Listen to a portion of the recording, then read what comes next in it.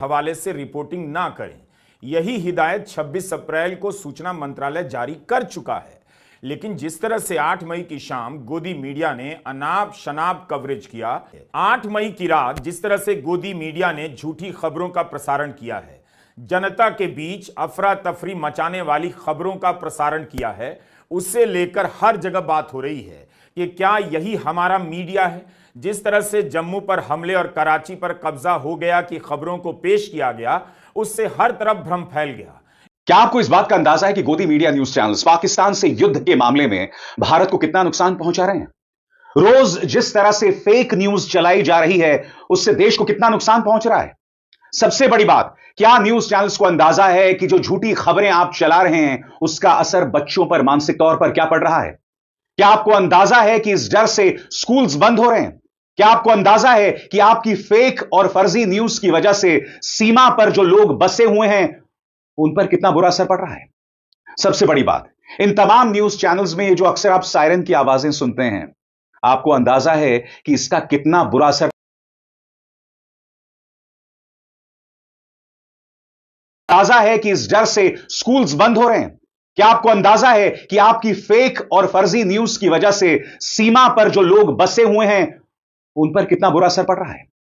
सबसे बड़ी बात, इन तमाम न्यूज चैनल्स में जो अक्सर आप सायरन की आवाजें सुनते हैं, आपको अंदाजा है कि इसका कितना बुरा असर पड़ने वाला है? क्योंकि आप जानते हैं दोस्तों, किसी भी जगह पर अगर हालात खराब होंगे तो सरकार सायरन बजाएगी, मगर जो लोग ये कचरा न्यूज चैनल्स पर देख रहे हैं, वहां पर भी उन्हें सायरन सुनाई पड़ रही है। अब अगर समानांतर तौर पर असली सायरन सुनाई पड़ेगा, तो कौन यह सोचेगा कि असली सायरन बज रहा है या न्यूज चैनल का सायरन बज रहा है? इन तमाम चीजों के बारे में भारतीय जनता पार्टी सरकार को समझना पड़ेगा, सोचना पड़ेगा। मैं अपने मन से बार बार कह रहा हूं कि मेरा संपूर्ण विश्वास है अपनी सरकार पर, और मैं उसी खबर पर विश्वास करूंगा जो भारतीय सेना हमारे सामने रखेगी। मगर जो गोदी मीडिया ने किया है, वो सही मायने में देशद्रोह है। तमाम हदें पार कर दी हैं आज तक ने, रिपब्लिक न्यूज ने और जी न्यूज ने और साथ ही टाइम्स नाउ भारत ने सारी हदें पार कर दी हैं। एनडीटीवी को छोड़कर तमाम न्यूज चैनल्स ने अपने प्राइम टाइम में पिछले 24 घंटों में सिवाय भ्रामक खबरें दिखाने के कुछ नहीं किया। उनका एक एक दावा झूठा था। वो दावे क्या थे, कुछ देर बाद।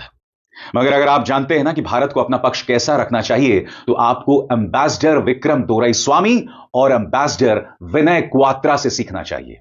हो बड़ी खबर, भारत ने लाहौर पर सीधा हमला कर दिया है।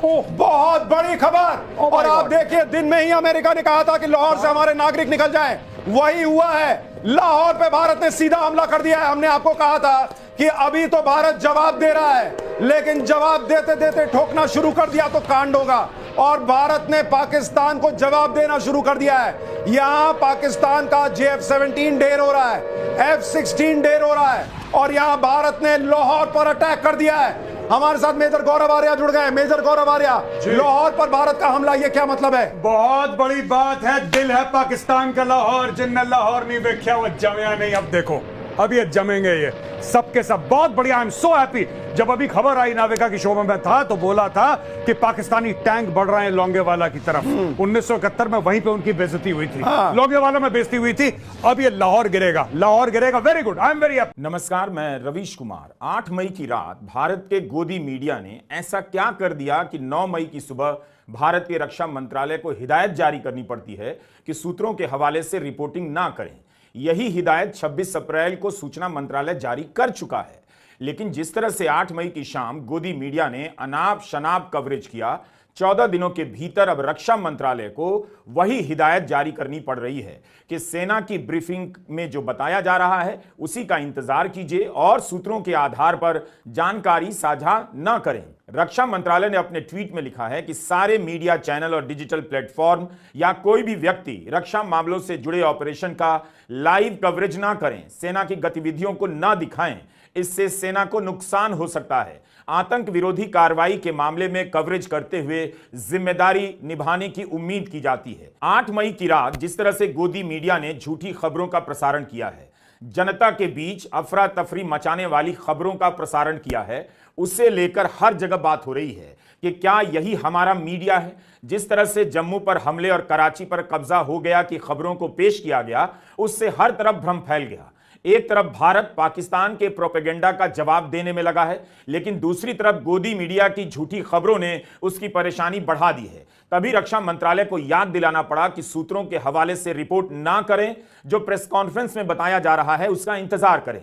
इधर देश में यह सब हो रहा है और उधर भारत ने पाकिस्तान के प्रोपेगेंडा का दुनिया भर में जवाब देना शुरू कर दिया है। भारत के राजदूत विदेशी चैनलों पर जाने लगे हैं और सभी सवालों के जवाब शालीनता और धीरज के साथ दे रहे हैं। इसका उल्लेख इसलिए कर रहा हूं ताकि आप दर्शक देख सकें कि इस वक्त जब पाकिस्तान भारत पर घात लगाने की कोशिश में है, उस समय दुनिया के सामने अपनी बात कैसे रखनी चाहिए। तभी आप समझ पाएंगे कि गोदी चैनलों पर जो झूठ चल रहा है, उन्माद चल रहा है, उससे सूचनाओं को लेकर उनका मजाक उड़ेगा और भारत के राजदूतों को परेशानी हो सकती है। इन सवालों का जवाब देना पड़ सकता है। युद्ध के समय समाचार माध्यमों की विश्वसनीयता ऐसे ही संदेह के दायरे में होती है, लेकिन गोदी चैनलों ने सबसे पहले विश्वसनीयता को ही ध्वस्त कर दिया ताकि किसी को संदेह ना रहे कि खबर सच्ची भी है। उनका बेलगाम होकर झूठ बोलना भारतीय राजदूतों और सरकार के प्रवक्ताओं की मेहनत पर पानी फेर सकता है। कराची पर कब्जा से लेकर आधा पाकिस्तान साफ हो गया। इस तरह की झूठी और अपुष्ट खबरें चलाकर टीआरपी तो बटोरी जा सकती है, लेकिन धारणाओं की जंग नहीं जीती जा सकती। जिस तरह से चैनलों पर ब्रेकिंग न्यूज के साथ सायरन बज रहे हैं, संभव है कि असली सायरन बजने पर जनता कंफ्यूज हो जाए और यकीन ना करे, सोफे पर बैठी रह जाए। इस तस्वीर को 8 मई की शाम विदेश सचिव विक्रम मिस्री ने अपनी प्रेस कॉन्फ्रेंस में दिखाया था। स्काई न्यूज से बातचीत में लंदन में भारत के राजदूत विक्रम दोराईस्वामी ने उसी तस्वीर को दिखाकर बताया कि आतंकवादियों के जनाजे में पाकिस्तान की अस्सलाम वालेकुम दोस्तों, जैसा कि आपने हाइलाइट्स में देख ही लिया कि अभी जैसा कि मुकम्मल वीडियो की जाने से पहले दोस्तों इस वीडियो में दिखाया गया है कि किस तरह से राफेल का जो तैयारा है जो कि इंडिया ने फ्रांस से लिया हुआ था, इसकी जो कंपनी के जो शेयर्स हैं वो इससे तकरीबन -1% पर ग्राउंड हो चुके हैं और दिखाई भी दे रहे हैं कि डाउन हो रहे हैं। और ये जबकि दूसरी तरफ जो पाकिस्तान ने हिस्सा जंग में जो तैयारा इस्तेमाल किया था J-10C, इसके जो चीनी कंपनी है इसके जो शेयर्स में तकरीबन 23% इजाफा हुआ है और ऊपर इसकी जो मार्केटिंग है ऊपर चली गई है। और क्यों ना कि बाकी ममालिक भी जो हैं उसके इन्होंने ऑर्डर करने शुरू कर दिए हैं और इनके जो है वो 23% बढ़ चुके हैं। तो यहाँ पर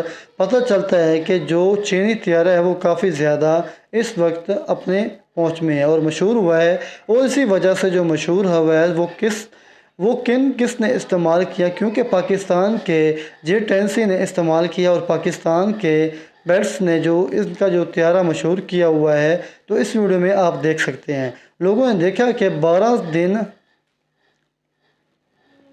आप लोगों ने देखा कि भारतीय मीडिया इसको खुद ही तस्लीम कर दिया है कि पाकिस्तान का मीडिया की बात नहीं कर रहा हूँ बल्कि इंटरनेशनल मीडिया की बात कर रहा हूँ। इन्होंने खुद ही तस्लीम किया कि राफेल का जो तैयारा है फ्रांस का, इसकी जो कंपनी के शेयर्स हैं वो काफ़ी डाउन हो चुके हैं और दिखाई भी दे रहा है। और ये काफ़ी शदीद जो वो है वो इसमें किसी के शेयर्स जो हैं इसके जो ग्राफ दिखाई गया है दोस्तों। अगर इसकी जो कीमत की बात की जाए तो ये जेट्स तैयारा जो कि तकरीबन $25 मिलियन का अमेरिकी बनते हैं, जबकि